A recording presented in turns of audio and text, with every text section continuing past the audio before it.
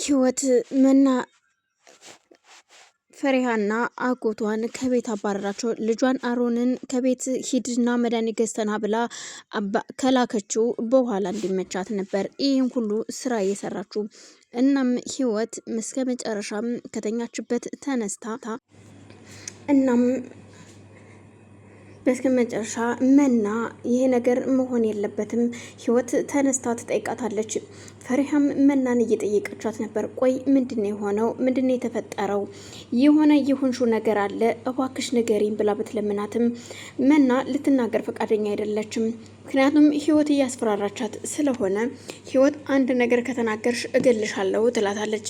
ስለዚህ ፈሪሃ ተናግሬ ህይወት አባቴንም ሆነ እኔን ከምትገለን ሁሉን ነገር ሳልናገር በውስጥ ቢይዘው ይሻላል በማለት ሁሉን ነገር በውስጧ አፍና ትብሰለሰላለች። ኪችን ሄዳም እንደ እህት ብትጠይቃትም መና ለመናገር ፈቃደኛ አይደለችም። መና የእውነት ግን የድሮዋን የማቅሽ መና አይደለሽም። ቆይ ምንድነው የሆንሽው? ምንድነው የተፈጠረው? ብትላትም ይሁልሽ ፈሪሃ እባክሽን እኔ ምንም የሆንኩት ነገር የለም ልትተይኝ ትችያለሽ ወይ ስትላት እኔ ተውሻለሁ ግን ምንድነው የሆንሽው እባክሽን ንገሪኝ በማለት ትጠይቃታለች።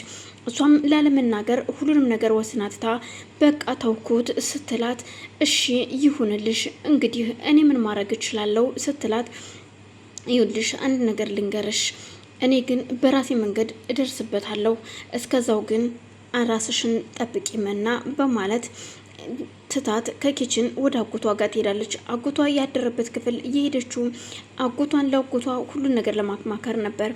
በር ስታንኳኳ አጎቷ ማን ነው ግቡ ሲል አጎቴ እኔ ፈሪሃ ነኝ ነይ ግቢ በማለት ሲጠይቃት አይ ብቻህን ላናግር ፈልጋለሁ ትለዋለች።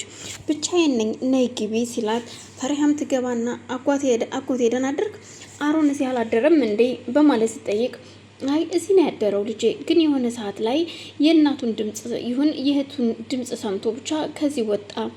እህቱ ብቻ የሆነ ድምጽ ነበረ ለመተኛት እየከለከለን ከዛም አምሽቶ ነው የመጣው።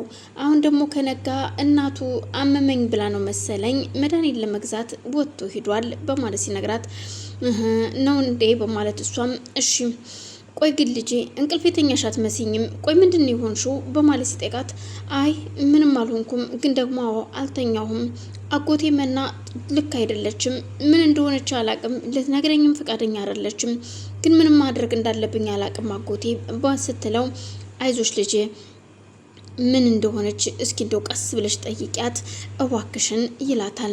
እሷም እሺ ነይ እስኪ ልጄ በማለት እቅፍ አድርጎ ይዟት ህይወት ደግሞ እነሱን ለማባረር ወደ መኝታ ቤት ትሄዳለች። ይህ ፈሪሃን ሻንጣ ለማየት መኝታ ቤት ስትሄድ መና ደግሞ እነ ፈሪሃ ከዚህ ቤት መውጣት የለባቸውም ስለዚህ ለአሮን መደወል አለብኝ አሮን ቶሎ መመለስ አለበት ብላ የህይወት መኝታ ቤት ገብታ ስልክ ስትፈልግ በማለት በቃ ችግር የለውም አይዞሽ ይላታል። እሷም በቃ እሺ በማለት ስልኳን ሂዳ መኝታ ቤት ስትፈልግ ታጣዋለች። ሳጥን ውስጥ ስትፈልግም ሳጥን ውስጥ በአጋጣሚ ስታገኘው ቀጥታ ስደውልለት አሮን ስልኩን ያነሳዋል። አሮን የት ነው ያለኸው? ህይወት አመመኝ ብላኮ ለህይወት መድኃኒት ልገዛ እየሄድኩኝ ነው ምን ነው አባሰባት እንዴ ሲላት እዋክህን ህይወት አመመች ነው ያልከው?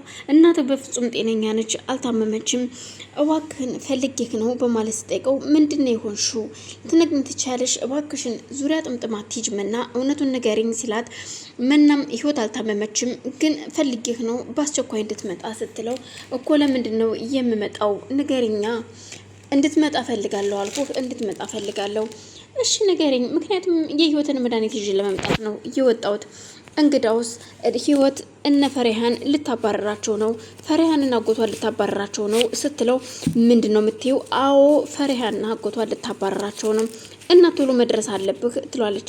እኔ ከቤት እንደወጣላት ነበር እንዴ ለካ አመመኝ ብላ የላከችኝ ማለት ነው ይሄማ የሚሆን ነገር አይደለም ለማንኛውም መጣው እሺ ቶሎ ፈጥነ ድረስ እባክህን በማለት እሱም ስልኩን ይዘጋና በቃ እሺ ብሎ ወደ ቤት እየገሰገሰ ነው።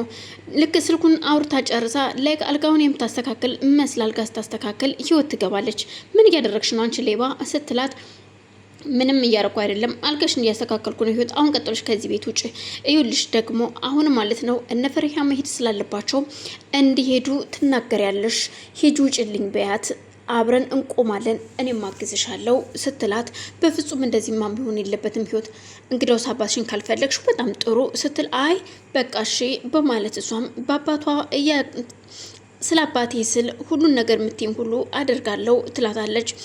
እሽትልና መናም ወደ ሳሎን ስትሄድ መና ፈሪሃና አጎቷ ሳሎን ቁጭ ብለዋል። ህይወትም ተከትላት ትመጣና ፈሪሃ በቃ አሁን ከዚህ ቤት መሄድ አለባችሁ፣ እዚህ ቤት ሂዱ ትላታለች።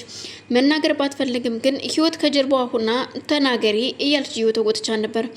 መና ምን ሆነሻል? ህይወት እያስፈራራችሽ መሆን አለበት እንደዚህ የምትናገሪው፣ ካንቺ አፍ ነው ይሄ የሚወጣው ስትላት፣ አዎ ከኔ አፍ ነው የሚወጣው በቃ ሂዱ ስትል ስትናገር እሷም ትደነግጥና ቆይ ምን እየተካሄደ ነው ያለው እዚህ ቤት?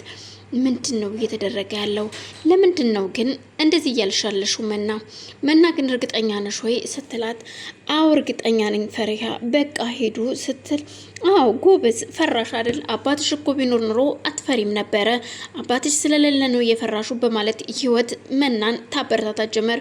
በጣም ጥሩሽ እኛ እንሄዳለን። አጎቷም እጅግ ይደነግጥና ፈሪሃም ትነሳለች። ከዛም ልብሶቿን ሰብስባ ህይወት ወደ ሳሎን ይዛላቸው ስትመጣ የኛን ልብስ ነው ያመጣሽው?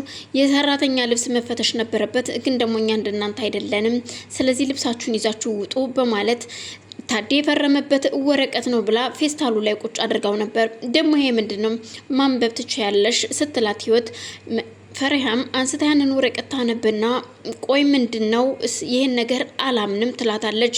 ይሄ